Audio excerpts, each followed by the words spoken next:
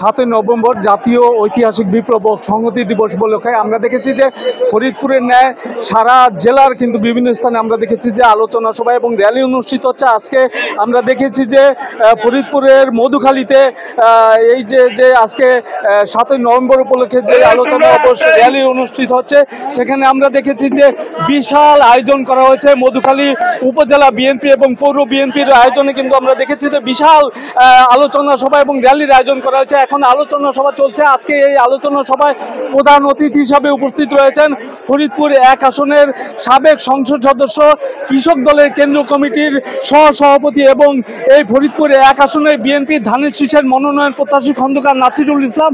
আজকে তিনি এই অনুষ্ঠানে প্রধান অতিথি। আমরা দেখেছি যে বিভিন্ন ইউনিয়ন এবং ওয়ার্ড থেকে হাজার হাজার মানুষ কিন্তু আজকে এই যে র্যালি এবং এই যে আজকে আলোচনা সভায় এইটিতে তারা অংশ নিচ্ছেন।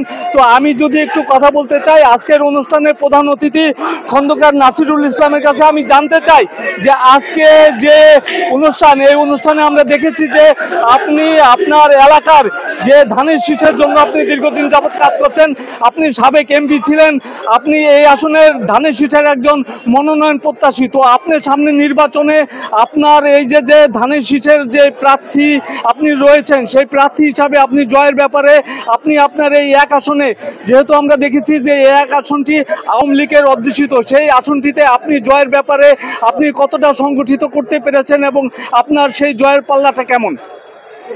ধন্যবাদ।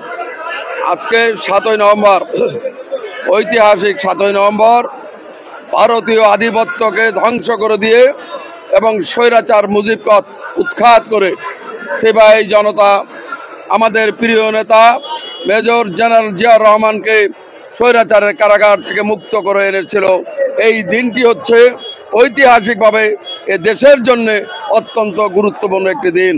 এই দিনটি না হলে আজকে বাংলার মানুষ এইভাবে উন্মুক্তভাবে কথা বলতে পারতো না, উন্মুক্তভাবে তাদের ভোটাধিকার প্রয়োগ করতে পারতো না, উন্মুক্তভাবে তারা এই দেশে বসবাস করতে পারতো না।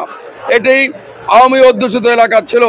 কিন্তু দীর্ঘ 17 বছর আপনারা জানেন এই মধুখালী, বলমারী, আলফাডাঙ্গার মানুষ শত শত নেতাকর্মী গ্রেপ্তার হয়েছে। পুলিশ এবং আওয়ামী লীগের নির্যাতন সহ্য করে আজকে আপনারাই দেখতে পাচ্ছেন 7ই নভেম্বরকে সেলিব্রেট করার জন্যে, সম্মানের সাথে উদযাপন করার জন্যে হাজার হাজার নেতাকর্মী, এমনকি শত শত নারী নেতৃকর্মীরাও ছুটে এসেছেন। ইনশাল্লাহ আমাকে যদি দল থেকে মনোনয়ন দেওয়া হয়, এই আসন থেকে ইনশাল্লাহ ধানের শীষ এবার জয়লাভ করে ইনশাল্লাহ সংসদে যাবে। এ ব্যাপারে আমরা শতভাগ নিশ্চিত। আমরা বলে দিতে চাই, বহু ষড়যন্ত্র হচ্ছে আমাদেরকে নিয়ে। এই সকল ষড়যন্ত্র আমি বিশ্বাস করি আমাদের এই 3 উপজেলার মুক্তিকামী জনগণ, নির্যাতিত জনগণ সকল ষড়যন্ত্রকে রুখে দেবে ইনশাল্লাহ। আমাদের দলীয় নেতৃত্ব, দলীয় হাইকমান্ড নিশ্চয়ই বুঝতে পারবেন যে এখানে কারা বিগত দিনে কাজ করেছে, কারা নির্যাতিত হয়েছে, কাদের হাতে ধানের শীষ তুলে দেওয়া উচিত, সেই সিদ্ধান্তের অপেক্ষায় এই বলমারী, মধুখালী, আলফাডাঙ্গার মানুষ, লক্ষ লক্ষ মানুষ অপেক্ষা করছে। ইনশাল্লাহ অচিরেই সেই সুসংবাদটি এই মানুষের ভিতর, এই জনপদে এসে যাবে, উৎফুল্ল হবে হাজার হাজার নয়, লক্ষ লক্ষ জনতা ইনশাল্লাহ খুব তাড়াতাড়ি। ধন্যবাদ আপনাদের। আপনারা শুনছিলেন যে তিনি বলছিলেন যে আজকের যে এই যে র্যালি এবং আলোচনা সভায়, এই র্যালি এবং আলোচনা সভায় তিনি বলছিলেন যে ফরিদপুরের যেই 1 আসনে, এই 1 আসনে আমরা দেখেছি যে বিএনপির যে মনোনয়ন দেওয়া হয়েছে, সেই এই 1 আসনের মনোনয়নটি কিন্তু স্থগিত রাখা হয়েছে। তো এখানকার যারা রয়েছেন তারা বলছেন, তৃণমূল বিএনপির নেতাকর্মীরা বলছেন যে এই 1 আসনের যিনি গণমানুষের নেতা এবং যিনি দীর্ঘদিন যাবত এই আসনটিকে ধানের শীষের বলয় হিসাবে, দুর্গ হিসাবে গড়ে তোলার জন্য কাজ করছেন, সেই খন্দকার নাসিরুল ইসলামের নেতৃত্বের প্রতি তারা আস্থা রাখতে চান। তাদের একটাই দাবি, তারা বলছেন যে আগামী জাতীয় সংসদ নির্বাচনে এই আসন থেকে খন্দকার নাসিরুল ইসলামকে মনোনয়ন দেওয়া হলে এই আসনটি বিএনপির দখলে যাবে, এমনটি তারা মনে করছেন। তো এই ছিল ফরিদপুরের মধুখালী থেকে আমার কাছে সবশেষ খবর।